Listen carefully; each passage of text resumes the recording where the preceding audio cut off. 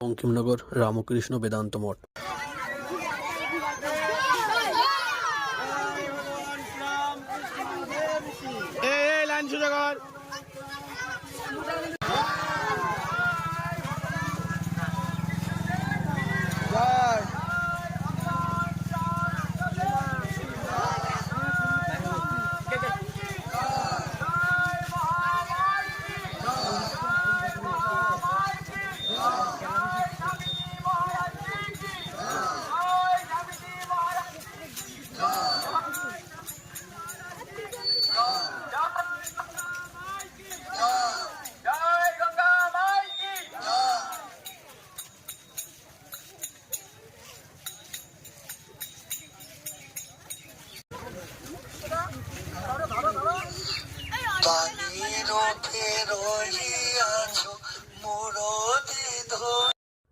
প্রতি বছরের মতো এই বছরও শ্রী শ্রী রামকৃষ্ণ পরমহংসদেবের জন্মতিথি উপলক্ষে প্রভাত ফেরির আয়োজন করা হয়েছে।